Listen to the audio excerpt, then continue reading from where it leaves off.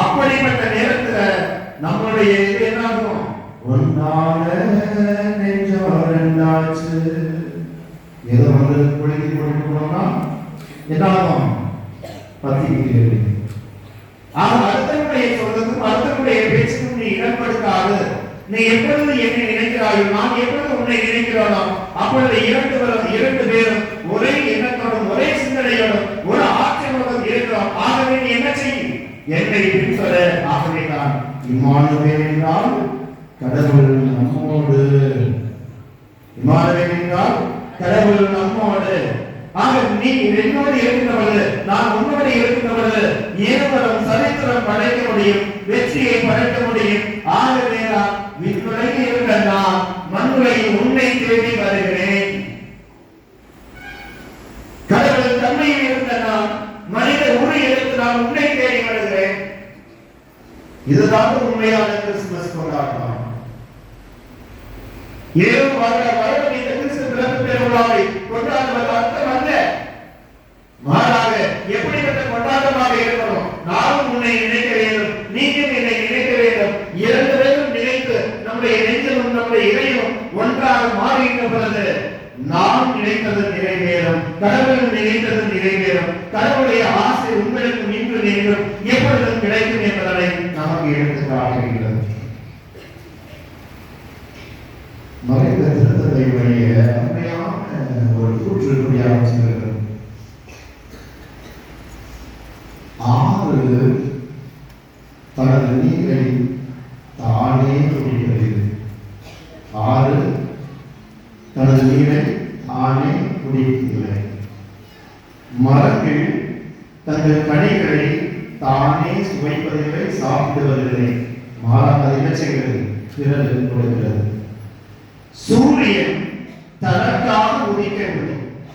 தனக்காக உதிக்கிறது, உங்களுக்காக உதிக்கிறது, எனக்காக உதிக்கிறது. மலர்கள் தங்கள் நறுமணங்களை தனக்காக வைத்துக் கொள்ளவில்லை. மாறாக மலர்கள் நறுமணத்தை யாருக்கு கொடுக்கிறது? பிறருக்கு கொடுக்கிறது. ஆக இயற்கை எல்லாமே பிறருக்காக கொடுக்கிறது, பிறருக்காக வழங்குகிறது. ஆனால் ஆறறிவு படைத்த மனிதன் நீங்களும் நானும் தனக்காக வாழ வேண்டும், தன்னுடைய குடும்பத்திற்காக வாழ வேண்டும், தன்னுடைய சுற்றார் உறவினர்களுக்காக வாழ வேண்டும் என்று நினைப்பது தவறு. இயற்கையில் விலங்கு நமக்கு கொடுக்கப்பட வேண்டும், நமக்கு வழங்க வேண்டும் என்று நினைக்கிறோம். ஆனால் ஆறறிவு படைத்த மனிதன் பிறருக்கு கொடுக்க மறுக்கிறான். ஆனால் அந்த ஆண்டவர் என்ன செய்கிறார்? பிறந்தவர்களுடைய மகன் இயேசு கிறிஸ்து என்ன செய்கிறார்? நான் உங்களுக்காக கொடுக்கிறேன், நான் உங்களுக்காக வழங்குகிறேன்.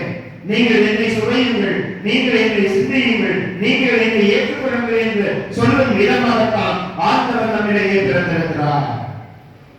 அந்த பிறந்த ஆண்டவருடைய அருளும் ஆற்றலும் ஆசிரியரும் நமக்கு கிடைக்க வேண்டும் என்றால் நாமும் பிறருக்காக வாழ வேண்டும், பிறருக்காக தன்னை ஒப்படைக்க வேண்டும், பிறருக்காக நம்மால் இயன்ற உதவிகளை புரிவிக்கப்படுது. அதுதான் உண்மையான கிறிஸ்து பிறப்பு கொண்டாட்டம். ஒரு இருள் நிறைந்த இரவு, ஒரு யாசகம் செய்யக்கூடியவர் அங்கே ஒரு ஊருக்கு செல்கிறார். ஊருக்கு சென்று அனைவருடைய வீடுகளை கட்டிக் கொண்டிருக்கிறார். யாரும் அவருக்கு தூக்கம் வருது, நான் தூங்குவதற்கு இடம் இல்லை. ஒரு இடத்துல அவர்கள் தட்டிக்கிறார், யாரும் திறக்கல. கடைசியாக போறாரு. கடைசியாக போய் ஒரு ஓடி குடிசைக்கு, இந்த ஓடி குடிசைக்கு ஒரு வயது முதிர்ந்தவர் பிறந்திருக்கிறார். இந்த வயது முதிர்ந்தவர் இந்த யாசகம் செய்யக்கூடியவர் கேட்கிறார், ஐயா இந்த இடம் மட்டும் தங்கிக்கொள்ள எனக்கு இடத்துடன் என்று சொல்கிறார். இந்த ஓடை திசையில் இருந்த வயது முதிர்ந்தவர் என்ன சொல்கிறார்? வாப்பா, நீ இந்த இடத்துல துணிக்க, நான் எழுத துணிக்கிறேன்னு சொல்லிட்டு அந்த யாசகம் செய்யக்கூடியவரை உள்ளே அழைத்து அவரை கூட்ட வைத்துவிட்டு வெளியே உலகி கொண்டிருந்தார். உயர்ந்து துணிவிட்டார் வயதானது. தலையில் இழந்து பார்க்கிறார். அந்த யாசகம் செய்ய வந்தவர், யாசகம் கேட்டவர், இடம் கேட்டு வந்தவர் அங்கே இல்லை. ஆனால் அவருடைய தலைமாட்டில் ஒரு கடிதம் எழுந்தது. அந்த தலைமாட்டில் இருந்த கடிதத்தை எடுத்து பார்க்கிறார். அப்பொழுதுதான் அவருக்கு அறிய வருகிறது, அன்று இரவு வந்தது அரசன் யாசகம் செய்யக்கூடிய தருணத்தில் நிலையில் வந்தான். ஆனால் அவனுக்கு யாரும் இடம் கொடுக்கவில்லை. ஆனால் யாரும் இடம் கொடுத்தது? இந்த ஏழை யாசகன் ஒருவர் 7 யாசகர்கள் 7 குடிசையில் இருந்த ஒருவர் அந்த யாசகருக்கு அந்த அரசருக்கு இடம் அளித்திருக்கிறார். ஆகவே அரசர் என்பதை உணர்ந்து கொண்ட அவர் கடைசியாக எழுதியிருந்த அந்த வாக்கியம் என்ன சொல்லப்பட்டிருக்கிறது? நீ இன்றே எனது அமைச்சரவையில் வா, நான் உன்னை உயர்த்தமாக்குவேன் என்று சொல்கிறார். ஆண்டவரே இயேசு கிறிஸ்துவின் பிரியமானவர்களே, இதைதான் ஆண்டவர் எதிர்பார்க்கிறார். கிறிஸ்து ஏதோ மாளிகையில் பிறப்பார் என்று எதிர்பார்த்திருக்கவில்லை. மாறாக அவர் எங்கே பிறக்கிறார்? ஏழை குடிசையில் பிறக்கிறார். மாட்டு தொழுவத்தில் பிறக்கிறார். மாட்டு தொழுவத்தில் பிறப்பதன் காரணம் என்ன? என்ன காரணத்தை சுட்டி காட்டுகிறது?